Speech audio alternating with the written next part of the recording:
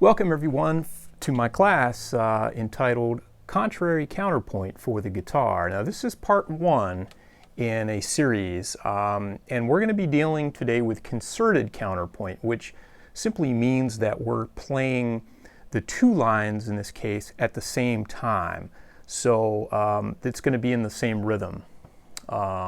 Instead of a 2-to-1 ratio, for instance, 2-to-1 ratio would be something like, which is I've got the line moving twice as fast in one voice as the other. This we're going to be doing them at the same time. Now these concerted ones have really kind of struck my fancy for a number of years now. All my heroes seem to engage in this type of counterpoint.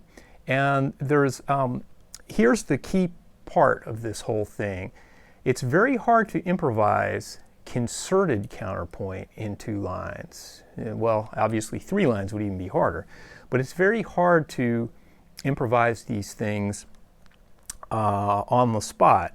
So it's very helpful to work out some patterns. Now there's some very basic patterns that you hear guys like Joe Pass, the masters, do. Like let's say over a blues and B flat, you'll hear things like this one, okay?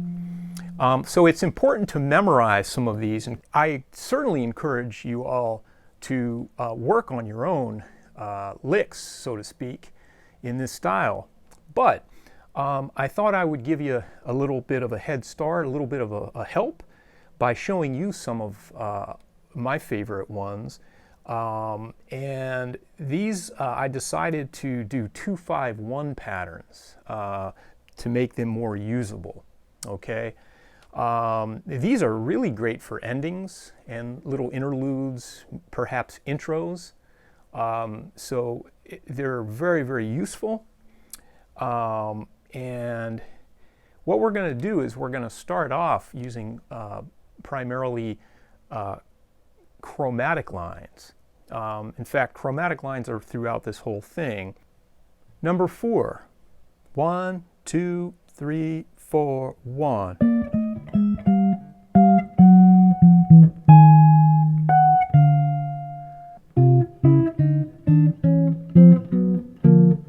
This one, to me, is a very easy one to remember. So you might want to circle it and work on this one first, you know, like memorize this one first.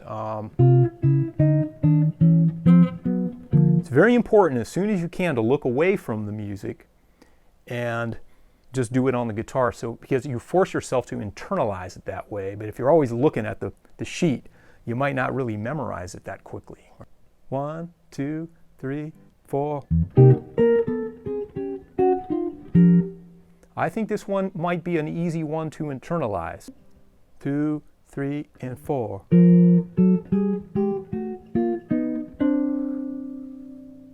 you want to reach over and grab a bass note, you can, or just add another note in the chord.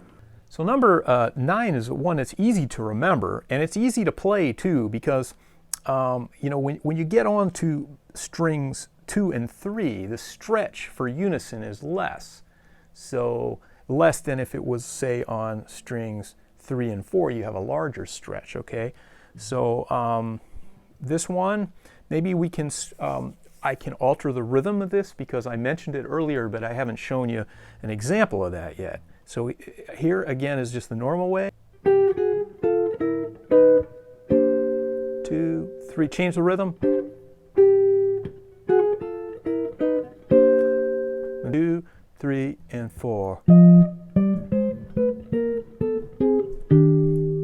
2, 3, 4, 1.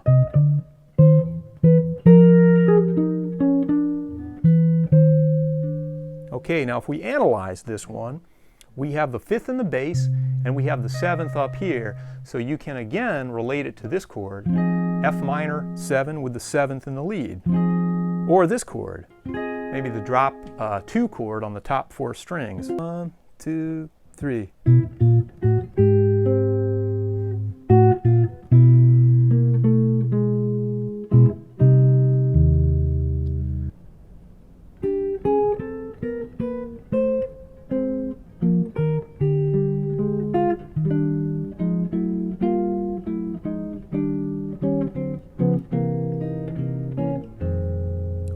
hope you enjoyed this look at concerted, contrary, chromatic counterpoint.